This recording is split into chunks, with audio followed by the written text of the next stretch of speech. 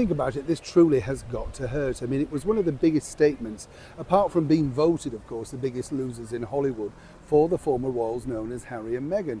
You know the thing I'm talking about, when the executive, of course, of Spotify decided to come out and be rather rude, in fact, and use a terrible word about them, but we'll clean it up and call them grifters. And this really was all down to the fact that Spotify, as I said to you before, their own stupid mistake, had given a lot of money to Harry and Meghan to make audio program, podcasting, that sort of stuff.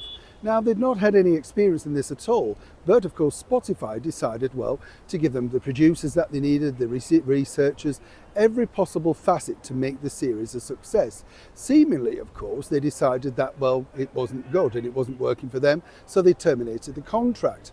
And now, as we all know, Meghan signed some sort of loose deal with a little-known company called Lemonada, and that was at a big fanfare. And then that went a little bit skew-wave, because apparently now she doesn't have the time to make the program until next year. You see how this works. Clearly, you know, backing up the theory that the Spotify executive said they just weren't dedicated or indeed inclined to make the business. Now, here's where it gets really embarrassing because, well, let me just explain. Morning, nice to see you today. How are you? You all right? This beautiful visage here, isn't it nice, that lemon? When you stand here, things like that, it just cheers you up, doesn't it? You're cheering you up.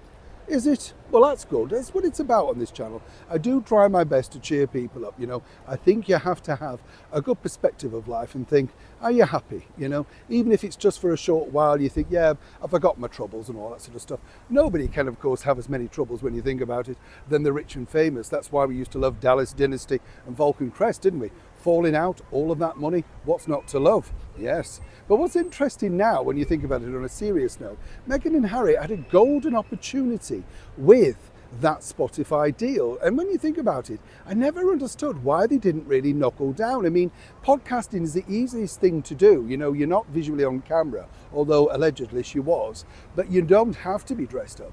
You literally can just do it and, you know, get the conversation going. And it truly backfired. Now, though, someone who's taken the podcast world by storm is none other than Princess Eugenie, a one-time friend, some people might suggest, of Meghan and Harry, certainly keeping a distance in this new, wider climate of the British monarchy, and who can blame her?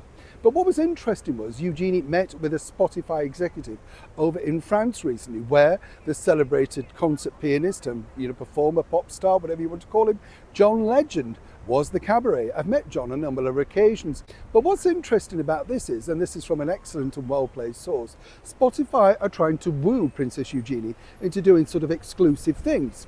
Now, this really would be very, very hurtful, one might suspect, to Harry and Meghan. And it's at the very early stages at this point. Basically, it's a name your price type deal. And I don't mean mega millions, but an idea, you know, what would you like to do?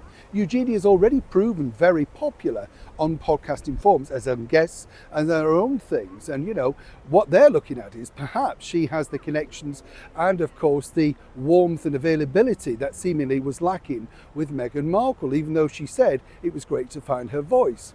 Now, if you wanted to take both sides, what you might say is Meghan went into this thinking, whatever I do, people are going to love. You have to work at it, every single thing you do. Even on this channel, people might think, oh, he just waffles on every day. It's a lot of hard work, as many of you understand and know. But I enjoy it because I've made some great friends through this channel. And that's really what podcasting's about. And now Spotify wouldn't mind a slice of Princess Eugenie. How will that sit, though, over the coffees, perhaps, when she next pops over to Montecito? And would she then invite Meghan Markle to be on her Spotify series? It's truly a developing story. When I know more, you'll know more. Neil Short in the very heart of London.